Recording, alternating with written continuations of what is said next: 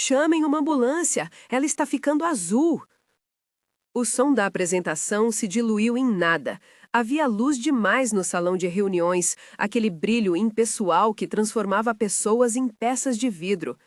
Alexandra Ashcroft inclinou a cabeça como se a sala estivesse girando, e então tudo apagou.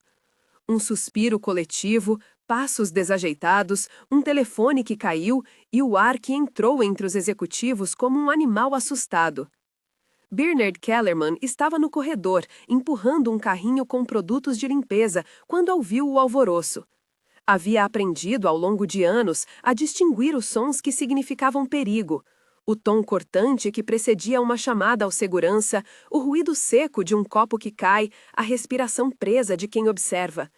Sem pensar, largou o carrinho, deixou o cabo do mop balançando num quadro de luz branca e atravessou a porta principal com as mãos fanhadas, ainda cheias de água e cheiro de detergente. Na primeira visão, a cena parecia quase cinematógrafa. Alexandra caída entre cadeiras de couro, a gravata do CFO atirando-se para segurar um telefone, o brilho de uma tela exibindo um slide que, a qualquer momento, deveria prometer crescimento. O rosto dela estava pálido, os lábios tingidos de um azul doente. Alguém murmurou a palavra parada. Outra pessoa sussurrou pressão arterial, como se fossem ingredientes de uma receita a ser remexida por corações que não sabiam medir. Bernard se aproximou sem calcular protocolo. Ele cresceu sabendo cuidar, limpar uma casa, costurar um botão, preparar o almoço de mole antes da escola. Fora na comunidade que aprendeu o que fazer se uma pessoa desmaiasse, um curso gratuito numa igreja do bairro, um sábado entre cadernos de anotações e simulações que acabaram por se alojar no corpo, nas mãos. Quando chegou ao lado de Alexandra, não havia um médico à vista, só rostos em choque e câmeras de smartphones já erguidas como espadas. Ela não respira, disse, simples. Alguém empurrou-no para trás, um braço firmemente no ombro. Você não pode? Eu sei o que fazer, respondeu ele, e essa certeza vinha devagar, como o ar que ele agora precisava devolver. As primeiras compressões foram mecânicas, num ritmo que Bernard havia praticado com o tronco encostado na parede da igreja, ao som de um instrutor contando os segundos. Mãos grossas, calos nas pontas dos dedos, força que vinha de transportar baldes e de empurrar carrinhos por corredores estreitos. Ele pressionou o externo, sentiu a respiração coletiva do salão se transformar em expectativa frágil. Quando não houve pulso, ele pediu silêncio e, com um gesto firme, inclinou a cabeça dela para trás e começou as insuflações. Mouth to mouth, respirações de resgate, nunca um beijo. Era isso que ele estava dando: ar, oxigênio, tentativa de voltar à vida a um corpo que, por um momento, havia aceitado a possibilidade da morte. Ele monitorava as mucosas, observava as pálpebras sem reação, percebia o tom da pele que mudava quase em câmera lenta. Tudo aquilo durou o que parecem horas e que, na verdade, foram poucos minutos, até que, depois de compressões, um movimento de leve abertura das pálpebras e um tênue suspiro mostraram que algo voltara a pulsar. Foi quando a primeira foto foi tirada. Não era uma foto elegante, era um still capturado de um vídeo, um ângulo ruim, a cabeça dela reclinada, a boca dele próxima demais ao rosto dela, um braço de executivo estendido como quem segurava uma câmera, olhos alheios congelados em pânico. A imagem, cortada do contexto, transformou-se em uma narrativa instantânea. Alguém postou com uma legenda que pediam indignação, outro retweetou com escárnio, e a história, reduzida a um frame sensacionalista, começou a se mover pela sala e, em minutos, pelos feeds. Isso é inapropriado, disse o executivo ao lado do CFO, voz baixa mas suficiente para espalhar o veneno. Quem é esse homem? Segurança! Foram minutos de humilhação pública dentro da própria sala. Dedos apontando para Bernard, sussurros que não buscavam entender, apenas punir. Ele tentou beijá-la, disse outra voz, e logo não havia mais interesse em confirmar a leitura médica. O que queimava mais rápido que a verdade era a sensação de ordem ameaçada, um zelador tocando a vida de uma das figuras mais poderosas da companhia. Paramédicos chegaram, puxaram a cortina protetora de cuidado profissional e Alexandra foi levada numa maca, coberta parcialmente por um cobertor branco. Enquanto eram feitas perguntas técnicas, enquanto os profissionais colocavam termômetros e vasos artigos clínicos, a sala tornou-se tribunal improvisado. Bernard foi empurrado para o corredor, janelas largas refletiam seu rosto cansado de cinza. Alguém o agarrou pelo casaco, exigindo explicações que não cabiam em segundos. "Você beijou ela?" perguntou uma repórter já com o microfone apontado, olhos famintos por drama. Bernard tentou explicar, sua voz um pouco rouca do esforço. "Ela parou, eu fiz respiração de resgate, pare de inventar." Um segurança o tirou do caminho e um executivo mais agressivo o empurrou contra a parede. Um vídeo amador capturou o momento, Bernard sendo afastado, a expressão confusa traduzindo mais do que palavras podiam. O vídeo acompanhou a foto e a narrativa simplificada ganhou terreno, do herói ao suspeito, em questão de minutos. Quando o e-mail chegou para a equipe de limpeza cancelando contratos e demitindo temporariamente por conduta imprópria enquanto em serviço, ele estava sentado no banco de um ônibus, mãos tremendo, enquanto segurava uma bolsa de compras da loja que havia passado na saída.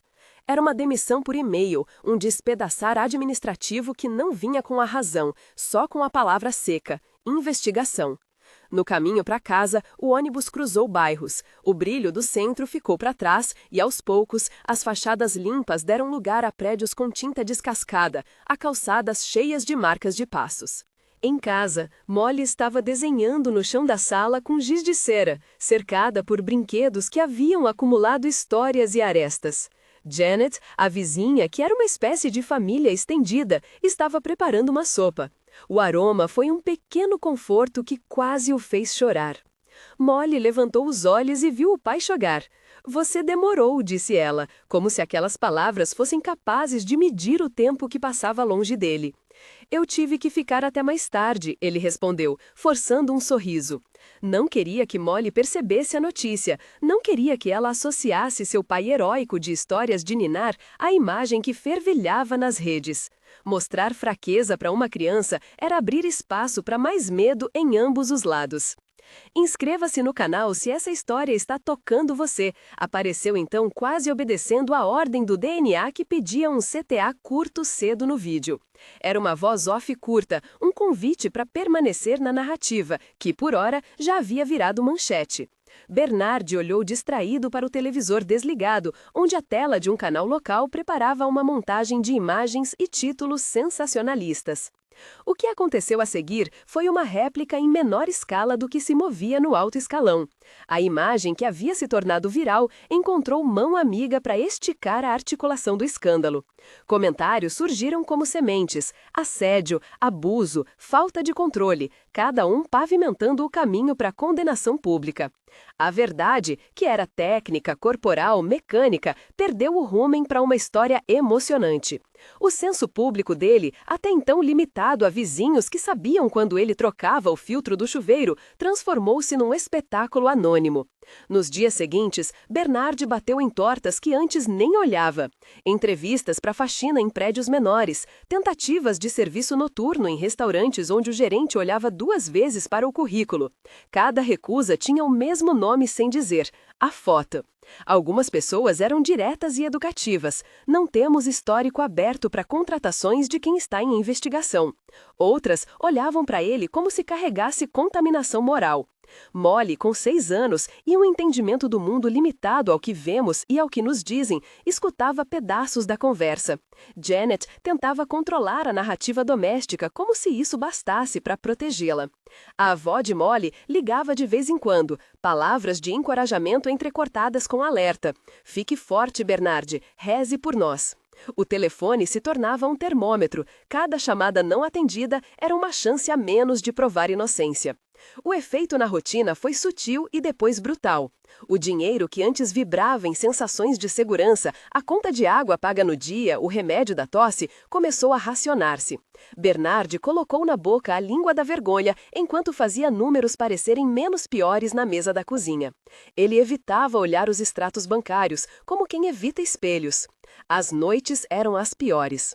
Depois que Molly apagava as luzes e a vizinhança se aquietava, ele voltava ao replay na cabeça. O francês que tinha tomado café no lobby dizendo "tudo bem?" com condescendência, a foto, o vídeo, as mensagens que chegavam no celular, algumas anônimas, outras com nomes e emojis que traziam desprezo.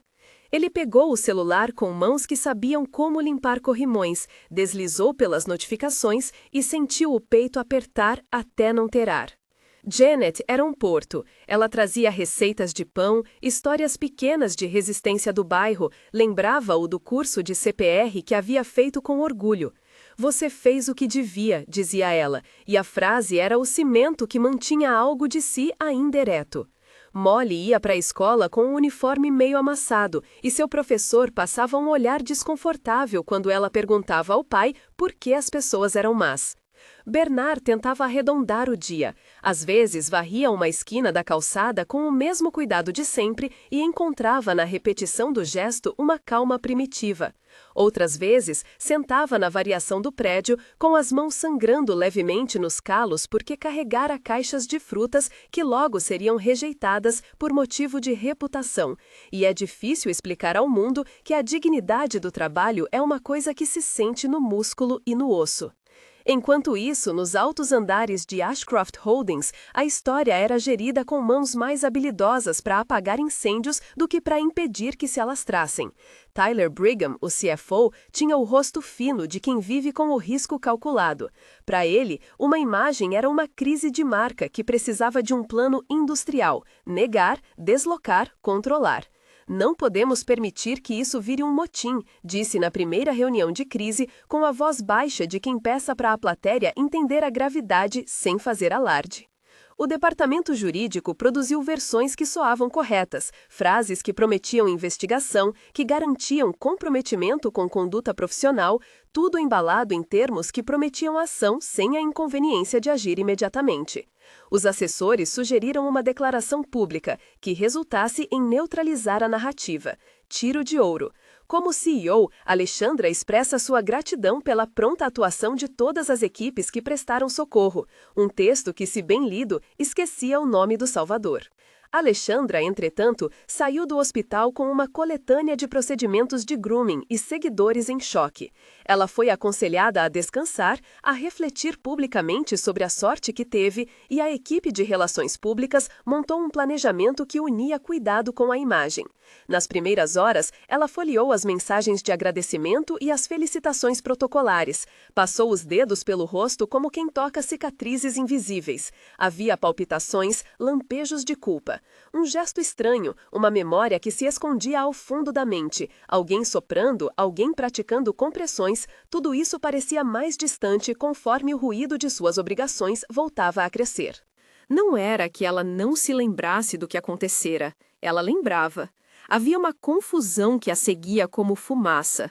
O corredor brilhante, o rosto que reapareceu nos rascunhos quando seus olhos vagavam pela memória.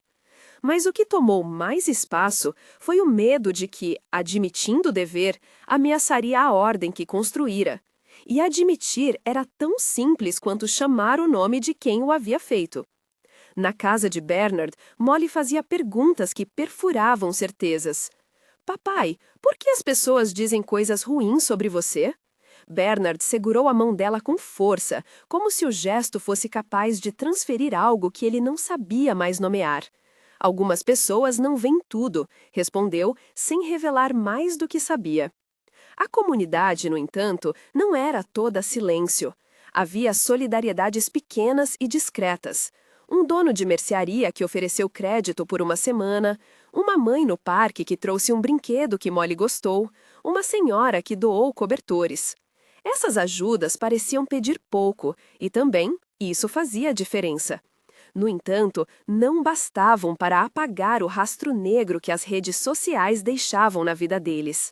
Uma noite, quando a criança dormia, Bernard foi até o computador velho de Janet, sentou-se na luminária que chutava a sombra e pesquisou o nome da empresa. A sala estava quente do cozimento de sopa. A casa exalava cheiro de louças limpas e do perfume barato de Janet, que era, de algum modo, familiar. Ele encontrou os tweets, as manchetes, os comentários. Uma delas o marcou. Se um zelador pode beijar a CEO, o que mais não acontece no topo? Era o tipo de frase que não precisava de resposta, porque a pergunta já havia sido respondida pela própria hostilidade. No mesmo momento, do outro lado da cidade, numa sala ampla com piso de mármore e janelas que exibiam o horizonte como se fosse uma pintura enfeitada, Alexandra revia as imagens que não saíam de sua mente. Havia uma calma inquieta ali. As mãos que tocavam a taça de champanhe tremiam levemente. Ela pediu para ver os vídeos de segurança, os cortes, os takes. As imagens na tela eram impassíveis, podiam ser lidas de maneiras distintas, dependendo da vontade de quem olhava. Quando o frame congelou na boca dele, próximo ao rosto dela, a equipe interpretou: ele se aproximou demais. O departamento jurídico recomendou silêncio até a investigação. O departamento de relações públicas preparou frases. O CFO sorriu com a malevolência polida de quem planta uma conclusão. Mas foi ao ampliar um trecho buscando confirmar o ângulo que ela viu o que não estava pronta para ver. A posição das mãos, a pressão das compressões, o movimento inábil, porém instintivo de boca para boca.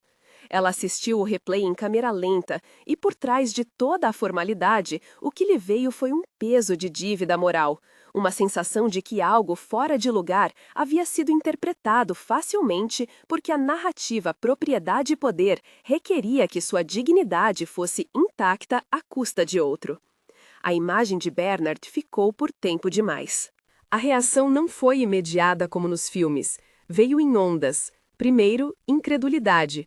Como a verdade podia ser tão diferente do que os outros juravam ser, e depois uma raiva fria, dirigida não ao homem que o desafia, mas à própria corporação que preferira acobertar. O pensamento que a acordou naquela madrugada foi simples.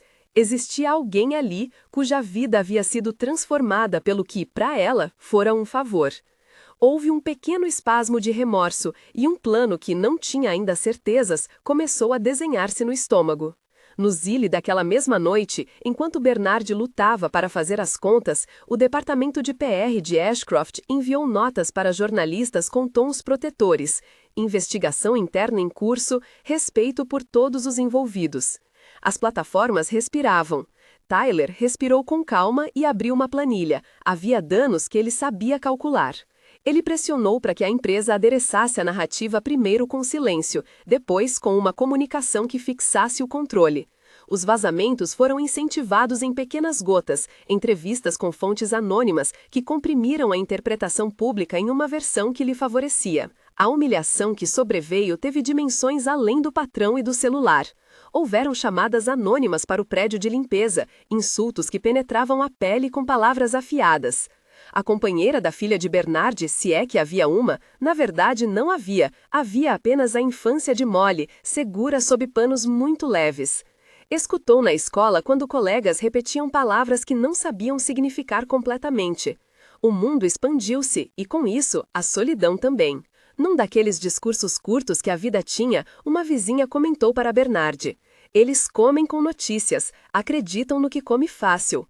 Bernard pensou nisso enquanto passava a noite segurando a mão de sua filha, lembrando-se dos domingos que a levou ao parque e das tardes em que ela o observava consertar o carrinho de brinquedo num gesto que ela sempre aplaudia.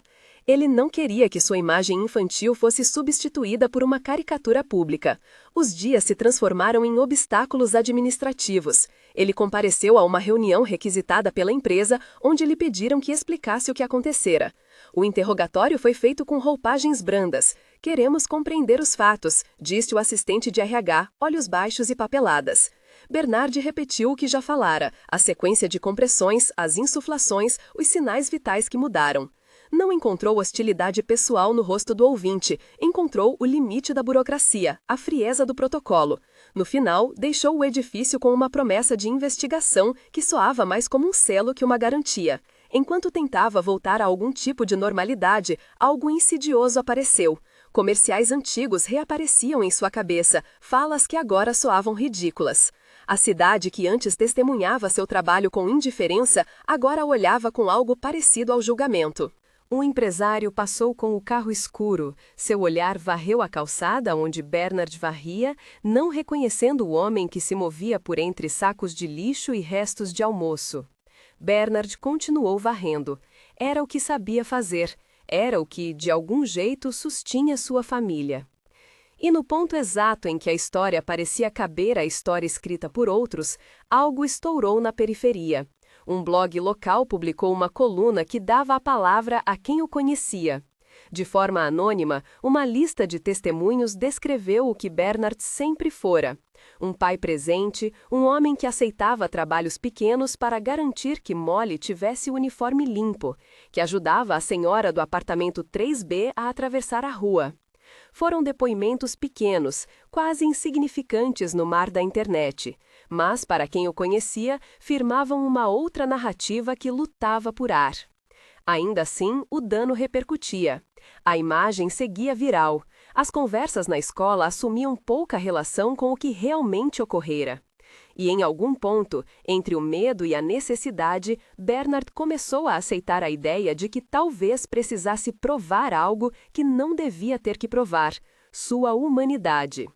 Enquanto isso, Alexandra não encontrava descanso. O que era um erro de leitura para a maioria, soava para ela como uma oportunidade para remendar. Havia resistência interna. Ela sabia que assumir responsabilidade poderia arrastar para a luz coisas que preferia manter enterradas. Ser poderosa também significava ser vista como impecável. Qualquer mancha contaminava não só sua imagem, mas o valor de tudo que havia construído. E ainda assim, noite após noite, a imagem do rosto de Bernard voltou a assombrá-la. Não como acusação, mas como um lembrete de que o mundo que ela governava se assenta sobre vidas que frequentemente permaneciam invisíveis até serem necessárias. No final daquela primeira semana de escândalo, quando as manchetes começaram a murchar em direções novas, algo menor e por isso mais significativo aconteceu. Uma assistente encontrou uma gravação com maior resolução, um arquivo de segurança que ninguém havia olhado direito. O arquivo veio até Alexandra em um pendrive discreto, um gesto que não era totalmente espontâneo. Ela olhou para as mãos que entregaram o dispositivo e por um momento considerou o preço de continuar ignorando o que podia ver. A luz na sala naquele momento era de fim de tarde, dourada e cortante.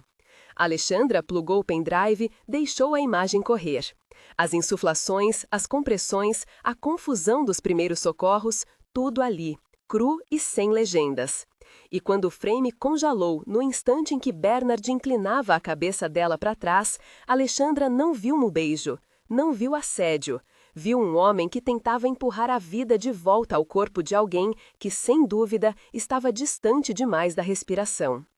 A culpa não era um monumento. Foi uma sensação que lhe apertou o peito tão forte que a impediu de respirar por um segundo.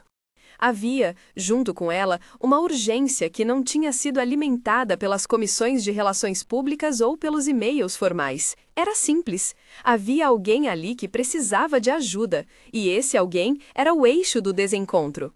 A decisão que se formou na cabeça de Alexandra foi menos dramática do que os jornais fariam. Era prática, pessoal e imediata. Ela precisava encontrar aquele homem. No entanto, entre a intenção e a ação, havia muitas coisas. Tyler, por exemplo, não era só um rosto num escritório. Era pessoa de influência que preferia controlos a riscos. Ele notou um movimento nas câmeras, notou que a narrativa poderia mudar e cobriu a possibilidade com protocolos e documentos que retinham informação e impunham silêncio. Não podemos simplesmente ir aqui à casa de alguém, ele disse num tom que era quase uma instrução moral. Precisamos de estratégia. Alexandra respirou fundo e recebeu os argumentos como se fossem opositores de seu próprio arrependimento. Era um jogo que ela conhecia bem. Escolher entre proteger uma instituição ou reparar um erro humano que não pedia publicamente por nada além de verdade. Ao fim da noite, o mesmo prédio que havia sido palco daquilo tudo se transformava em labirinto de decisões. Quando a aurora começou a nascer na cidade, tingindo de cinza os muros da rua, Alexandra já tinha guardado o pendrive no bolso do casaco. Não contaram a ninguém. Não havia comunicado oficial, não havia equipe presente. Havia apenas aquela pulsão de corrigir algo que parecia ser, ao mesmo tempo, óbvio e negligenciado. Ela desceu do carro, atravessou a cidade em direções que não costumava tomar. E por um momento, só por um momento, pensou na pequena face de uma criança que ela nunca conhecera e que, talvez, precisava de algo além de um pedido público de desculpas. O carro cortou o ar, as luzes da rua pareciam mapas, e enquanto a cidade despertava, um impulso simples a guiava: encontrar Bernard Kellerman. O carro de Alexandra cortou a cidade como quem atravessa dois mundos. De um lado, vidro e concreto polido, do outro, fachadas retalhadas pelo tempo e pelo descaso. Ela não sabia exatamente o que dizia quando bateu à porta do prédio de Bernard. Não queria submeter aquele encontro à formalidade de palavras estudadas. Abrira a bolsa, tirara o pendrive, repassara a imagem na cabeça até conseguir compor uma frase honesta. Quero agradecer pessoalmente e consertar o que está errado. A campainha tocou com o som nervoso de um telefone que não tem resposta. Janet abriu a porta num roupão manchado de farinha, olhos entre curiosos e cautelosos. Molly, encolhida atrás dela, notou a presença de salto alto e cheiro de perfume, e por alguns segundos os dois mundos ficaram frente a frente em silêncio. Sou Alexandra Ashcroft, disse ela, e a frase, ao invés de aliviar, pareceu pesar na sala. Janet ergueu uma sobrancelha, tentando decodificar a intenção. Vim porque... A CEO hesitou, encontrou a verdade em si e prosseguiu. Simples. Eu vi as imagens. Bernard estava na cozinha, amassando a massa do almoço para Molly sem reparar ainda em nada daquele movimento maior. As portas se abrem e fecham. Passos anunciavam alguém que não costumava atravessar aquele corredor. Quando a voz feminina pronunciou o nome dele, algo no interior de Bernard se enrijeceu. Não era um pedido de perdão que esperava, muito menos uma medalha. Era só a constatação de que alguém, do alto daquilo tudo, havia decidido olhar. Alexandra sentou-se numa cadeira comum, as mãos entrelaçadas, sem a segurança de um escritório. No rosto havia nervos à mostra e aquela pressa que a irmã dá culpa. Você salvou minha vida, disse ela.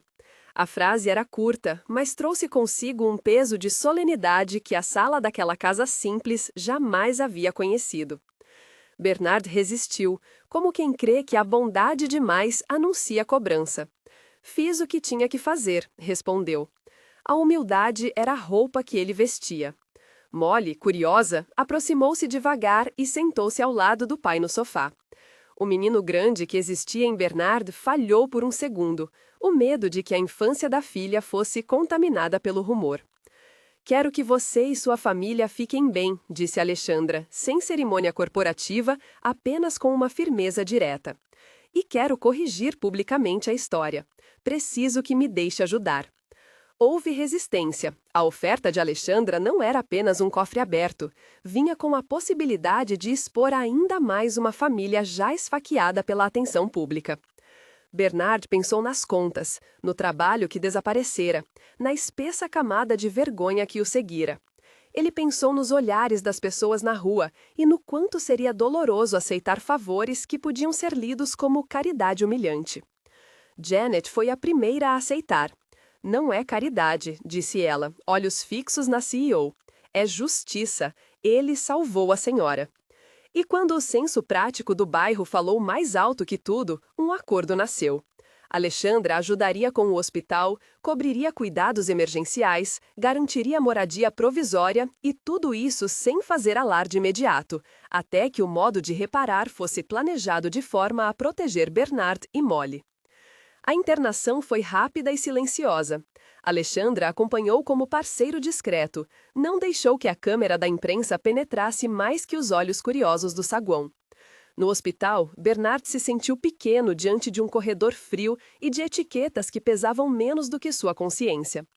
A equipe médica tratou dele com profissionalidade, exames de rotina, hidratação para reverter a desidratação e o cansaço que vinha de jornadas dobradas, atestado de estresse agudo e um breve check-up cardíaco que deu sinais de desgaste, mas nada tão grave quanto os rumores sugeriam. Médicos elogiavam a ação de Bernard com discrição, sem precisar construir heróis. Para eles, o que importa é que uma vida foi preservada. Alexandra, diante de um relatório médico que confirmava a sequência de ressuscitação, foi lenta em traduzir aquilo para o ambiente público. Primeiro, porque queria proteger quem havia ajudado. Segundo, porque sabia que transformar um incidente em reparação institucional exigia mais do que boas intenções. Enquanto Alexandra trabalhava nos bastidores, em outra frente a disputa se aprofundava. Tyler Brigham sentia o chão tremer sobre seus sapatos meticulosamente limpos. A narrativa que ele ajudara a fabricar começava a perder o controle. A verdade, agora com frames de maior resolução e testemunhos de quem estava presente, representava risco não apenas de imagem, mas de precedentes. Que funcionários de baixa hierarquia tivessem nomes públicos, que suas ações pudessem ser valorizadas em vez de apagadas. Tyler agiu com a frieza de quem acha que arriscar é o mesmo que perder. Vazamentos foram orquestrados. Perfis anônimos surgiram com versões que insinuavam conduta imprópria, misturando verdade e mentira com malícia calculada. Os primeiros ataques foram sutis, fontes não identificadas que lembravam da tempestade de anos atrás, comentários anônimos lançados a jornalistas sensíveis a escândalos, e a máquina de rumores virou marcha. Alexandra, no entanto, não recuou. Meses de poder e de rede social ensinaram-na que decisões que mexem com honra não se resolvem com notas de imprensa. Ela sabia que coragem pública custava caro. Ainda assim, convocou sua equipe jurídica e de compliance e assumiu um plano: proteger Bernard, identificar as fontes das difamações e lançar, quando fosse oportuno, uma reabilitação institucional que fosse além das palavras vazias. No bairro, a vida era uma costura de coisas pequenas. Molly voltou à escola com uma mochila nova. Janet conseguiu, com a ajuda da CEO, um adiantamento para regularizar contas. A vizinhança olhava com cautela. A cidade tem olhos curiosos que desconfiavam de gratidão subitamente oferecida. Mas aos poucos, os gestos de Alexandra se mostraram práticos. Pagar contas médicas, contratar uma faxineira temporária para que Bernard não tivesse que buscar trabalho subalterno de imediato, reformar um cômodo da casa para que Molly tivesse um espaço mais seguro. A palavra usada por Janet foi respeito, não caridade, não espetáculo, apenas reparar o que fora quebrado. Tyler, percebendo o movimento de Alexandra, apertou os parafusos. Seu plano incluiu colocar um advogado na mídia com uma história de inconsistências no testemunho, espalhar pequenos boatos de que Bernard poderia estar envolvido com outras questões de conduta. Ele contratou investigadores para vasculhar o passado de Bernard, buscando qualquer coisa que justificasse mais um ataque público. Encontraram nada de substancial além de conta atrasada e um histórico de trabalho honesto. Quando nada se acha, cria-se rumor. Quando nem isso funciona, apela-se ao medo. E Tyler alimentou o medo, sugerindo que aceitar a ajuda de uma bilionária poderia comprometer a autonomia de Bernard. Alexandra ouviu as vozes e sentiu a primeira fissura aparecer. Ela podia, num movimento de poder, demitir Tyler, expor sua estratégia e lavar a reputação de Bernard de forma estrondosa. Mas sabia que uma limpeza súbita poderia ser percebida como vingança e que a restauração merecia não ser apenas simbólica, tinha que gerar mudanças estruturais. A CEO passou as próximas semanas negociando um roteiro, uma declaração pública, sim, mas também criação de um programa de bem-estar para empregados que olhasse para trabalhadores invisíveis, políticas de proteção contra a difamação interna, revisões das práticas de segurança e atendimento de emergências e, como peça-chave, oferta de emprego com contrato que não fosse um favor, mas reconhecimento de contribuição, uma posição para Bernard como consultor comunitário do novo programa. A oferta levava em si um dilema moral. Bernard viu o contrato com olhos cansados. Aceitar significava ficar sob os holofotes que ele vinha evitando. Recusar poderia significar permanecer invisível. Sentou-se à mesa da cozinha com Janet e Molly e discutiram. "Eu não quero aparecer só para eles me usarem", disse ele. Molly, com a sinceridade infantil que é a arma contra a hipocrisia adulta, respondeu: "Mas papai, agora você pode ajudar outras pessoas que não têm quem as vejam." As palavras da filha foram a chave. A resistência interna ao plano veio em forma de ruídos, colegas de trabalho que questionavam, entrevistas vazias, membros do conselho reticentes. Tyler ainda tentava minar tudo com notas que sussurravam que a proposta de Alexandra era um gesto desesperado de controle. Mas havia agora, do outro lado, documentos, depoimentos de vizinhos, registros médicos e uma CEO decidida a transformar culpa em política. Quando a empresa finalmente emitiu uma nota pública, a linguagem foi precisa. Reconhecimento do ato de Bernard, meia-culpa por omissão institucional, anúncio do programa de bem-estar que incluiria treinamentos obrigatórios de primeiros socorros para todo o staff, medidas de proteção para trabalhadores de serviços essenciais e um fundo de apoio para famílias de funcionários em situação de vulnerabilidade. A manchete que nos meses anteriores celebrava o escândalo foi trocada por algo menos ácido. CEO reconhece o salvamento e anuncia programa de proteção aos invisíveis. Não era um perdão sem custo, era uma reparação que exigia lucidez, não espetáculo. Mesmo assim, a narrativa pública era traiçoeira. Tyler e seus aliados alimentaram pequenos vazamentos sobre cláusulas contratuais, insinuando que Bernard aceitava por necessidade financeira. Ele foi comprado, repetiam. Bernard, que não queria ser uma moeda de troca, enfrentou o julgamento do próprio bairro e, por vezes, a frieza de antigos conhecidos. Havia dias em que a vontade de sumir parecia inédita. Em noites longas, ele pensava em simplesmente desaparecer do mapa para proteger Molly de um assédio que não cedia. Janet era firme: não deixe que eles apaguem o que você fez. A virada que consolidou a mudança veio de dois lugares simultâneos: uma investigação interna mais profunda que revelou tentativas deliberadas de enviesar a narrativa por parte de executivos preocupados com a imagem, e um punhado de depoimentos públicos, simples e sinceros, de pessoas que conheciam Bernard, que relataram suas pequenas grandezas. Vizinhos, professores, donas de loja foram amplamente ouvidas. Jornalistas que preferiam checar a fundo começaram a publicar perfis que descreviam Bernard como aquilo que sempre fora, um homem que, não por virtude escancarada, mas por costume e afeição, cuidava das pessoas à sua volta. Houve confronto aberto no conselho. Tyler apresentou relatórios e números. Alexandra apresentou um plano de mudança e uma defesa pública do que estava fazendo. Quando a votação veio, alguns membros olharam para o custo imediato e para possíveis riscos legais. Mas a pressão pública já havia virado vento em favor de mudança, e o conselho, pressionado, optou pela demissão de Tyler. Para muitos, aquela saída foi limpa como justiça. Para outros, foi só uma troca de rostos. Para Alexandra, foi um passo necessário para reorientar a cultura corporativa. Sem mudar a prática, as palavras seriam vazias. Enquanto isso, Bernard passou por um processo mais íntimo de reparação. No começo, recusou o cargo. Não acreditava em si mesmo como representante, temia ser uma peça em um palco. Mas Alexandra insistiu. O contrato não era uma plataforma apenas para a fama, era uma ferramenta. Você vai decidir como será o programa, disse ela. Não quero que ninguém meça sua gente pelo mesmo critério que me mediram a mim. Relutante, ele aceitou, não imediatamente, mas aos poucos. A hesitação foi substituída por uma vontade que surgia de ver as necessidades concretas das pessoas ao seu redor. Treinamento de primeiros socorros para porteiros e faxineiros, linhas de apoio emocional, um fundo de emergência para dias em que uma demissão injusta deixasse uma família à deriva. Implementar o programa foi trabalho duro. Havia resistência burocrática. Havia a simples dificuldade de alcançar quem, por anos, foram vistos apenas como parte da paisagem. Bernard andou por prédios e bairros, falou com pessoas que mal sabiam pronunciar seu nome, ouviu histórias que variavam entre resignação e raiva comprimida.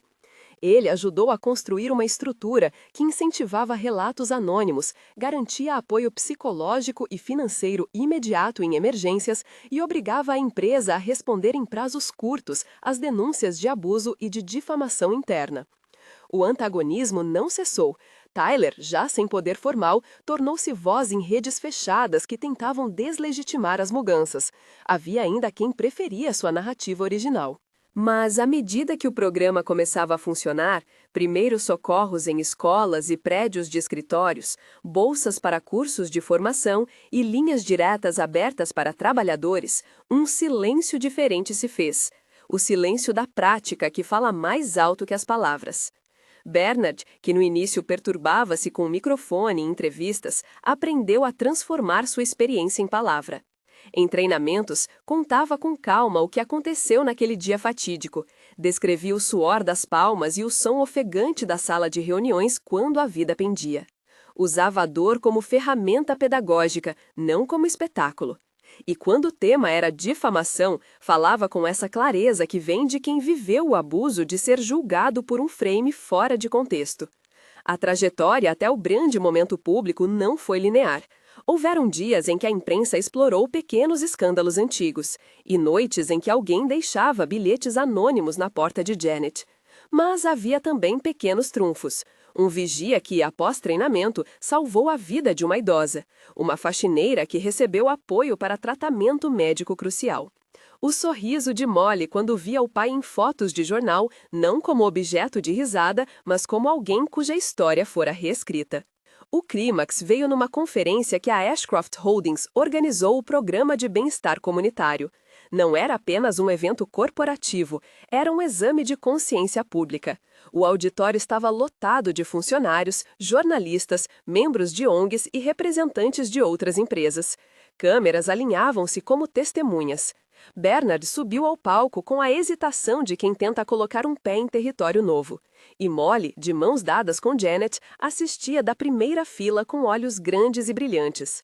Quando o aplaudiram, foi com estranheza no início. O público se perguntava se estava pronto para acolher uma história que seria tão pessoal quanto institucional.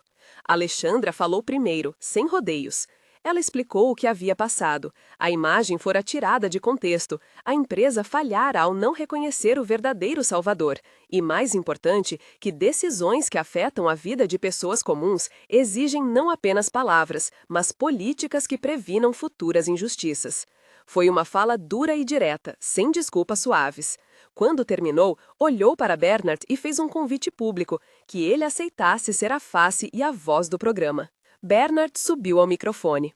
As luzes eram fortes demais, e por um segundo o som do auditório encobriu as suas palavras. Ele respirou fundo e começou. Falou de coisas que não eram apenas dele. Falou de noites em que Molly cheirava shampoo baratinho, porque era o que havia. Falou de mãos calejadas que não eram impedimento para a coragem. Falou da humilhação de ser julgado por um frame e do que significa reconstruir a própria vida sob o olhar público. Havia pausas e em cada pausa o público segurava junto à respiração. "Não quero ser visto como herói", disse ele, com uma voz firme, "porque herói é figura que aparece num conto. Eu quero que vejam as pessoas que fazem trabalho sujo, porque quando a vida estiver em jogo, elas estão por perto." O discurso não foi épico em artifícios, foi real, tão simples quanto as coisas que importam: cuidar, proteger, responsabilizar-se. As palavras ressoaram. Entre o público havia lágrimas, nos olhos dos pais, nas bochechas de uma secretária que se lembrava de noites em que limpou mesas até o amanhecer. A reação foi imediata e sincera. Organizações locais começaram a se interessar pelo modelo. Relatórias independentes apontaram o programa como exemplo de boas práticas. A mídia, que por tanto tempo preferia o drama, agora se interessava pela solução. Não tudo, não instantaneamente, não se apagou a mácula daqueles que o vilanizaram, mas a maré mudou. A história deixou de ser sobre um momento sensacionalista e passou a ser uma narrativa de reparação. A verdade não veio sem custos.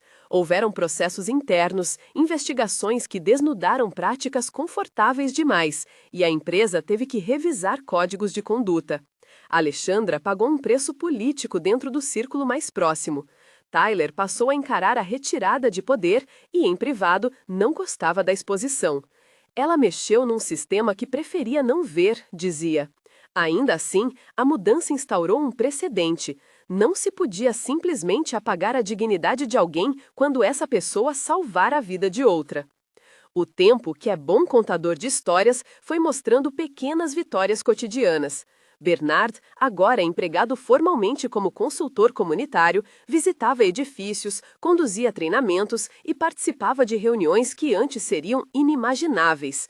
Não era poder tradicional, nenhuma sala de reuniões com mármore, mas era voz para quem precisava. Ele e Alexandra, que no começo tiveram uma relação de dívida e reparação, encontraram um modo de respeito mútuo, que não exigia nem afastamento, nem proximidade exagerada.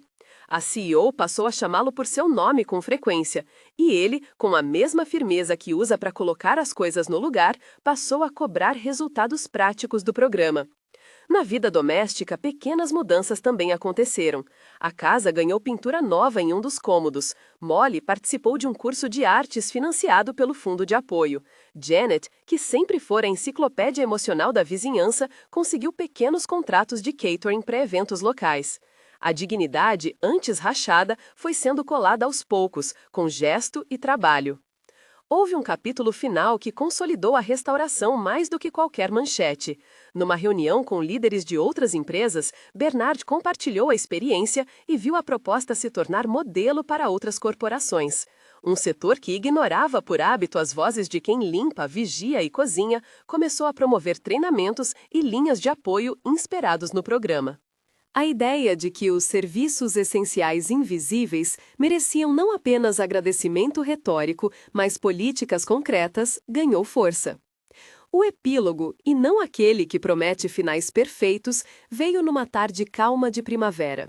O apartamento tinha cortinas novas e móveis que, embora modestos, eram arrumados com orgulho.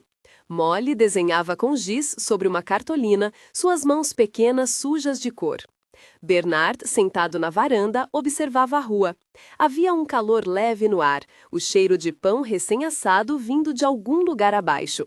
Janet regava um vaso de manjericão que havia sido paixão adquirida recentemente. Eles riam de um comercial qualquer, uma domesticidade que era tanto vitória quanto rotina. Alexandra apareceu para uma visita curta, sem pompa. Trouxe um bolo simples e ficou, como alguém que aprendeu a ser discreta, por ali. Conversaram sobre o programa, sobre resultados e sobre coisas menores, como qual escola Molly gostava. Não houve cena de reconhecimento público. A maior recompensa para Bernard parecia ser outro tipo de devolução. O olhar da filha, claro, a possibilidade de ajudar outros e a certeza de que, daquela vez, sua voz era ouvida. Num momento, Molly pulou no colo do pai e afirmou com a totalidade de sua certeza infantil: "Papai agora ajuda todo mundo." Era verdade, e a frase somava-se ao que fora construído. Havia honestidade naquela afirmação e também esperança. O que restou daquela trajetória foi menos um final espetacular e mais uma transformação cotidiana. Políticas que continuavam em construção, corredores de empresas com novos procedimentos de atendimento, vizinhanças que agora sabiam que o nome de um zelador podia ser pronunciado com respeito, e uma menina de olhos abertos que, quando crescesse, teria um horizonte diferente daquele que teria se a história tivesse terminado com a difamação. No entanto, a lembrança do episódio nunca desapareceu por completo. Bernard mantinha consigo o enquadramento mental do dia em que a vida de alguém dependia de suas mãos. Era um lembrete de como a dignidade humana tem preço baixo quando julgada por imagens fora de contexto, e de quão caro pode ser o prejuízo quando uma comunidade escolhe o sensacionalismo em vez da verdade. Em silêncio, naquela varanda, Bernard ergueu a cabeça e olhou para o horizonte da cidade. Ao lado, Molly desenhava uma casa alta e espero. Ele pensou nas muitas outras casas que ainda precisariam de reparo, não apenas as físicas, mas as sociais, as instituições que tendem a preferir silêncio ao reconhecimento. Sentiu-se cansado sim, mas com a sensação nítida de que havia feito algo que importava. A cidade continuou sua rotina. Ônibus parando, vendedores nas esquinas, gente que vai e vem. Mas havia uma diferença sutil no vento. Mais pessoas conheciam nomes de trabalhadores, mais chefes ouviam relatos anônimos com atenção e, sobretudo, mais histórias como a de Bernard tinham espaço para falar. O que começara com um erro de interpretação, um gesto de primeiros socorros visto como algo diverso, transformava-se em catalisador de mudança. Não por mágica, não por justiça imediata, mas por insistência no correto e coragem para reparar. Quando a noite caiu, a família se reuniu na pequena sala e uma luz quente embebia o ambiente com segurança. Molly adormeceu mais cedo do que de costume, com a cabeça encostada no colo do pai. Ele a cobriu com cuidado, o mesmo cuidado de quem conhece o valor de gestos simples. Janet fechou as janelas e Alexandra, já de pé, fez um gesto de despedida breve, sem flashes, sem plateia. Foi um adeus que selava uma aliança silenciosa, que a visibilidade de um ato não deveria destruir quem o praticou, mas sim inspirar reparação sistêmica. Antes de ir embora, Alexandra se voltou para Bernard e disse, sem cerimônia institucional, "Você mudou algo." Ele sorriu com modéstia. "Foi um começo", respondeu ele. E para quem assistia de fora, talvez fosse exatamente isso, um começo real, lento, feito de medidas, de rostos conhecidos e de um desejo de que ninguém mais tivesse que provar sua humanidade por uma foto tirada fora de contexto. O último quadro desta história não é um triunfo absoluto, nem uma purificação de todos os erros. É antes uma cena de paz que carrega as cicatrizes visíveis, o cheiro de sopa, o barulho distante da cidade, a certeza de que o mundo pode ser melhor quando quem tem poder o usa para restaurar.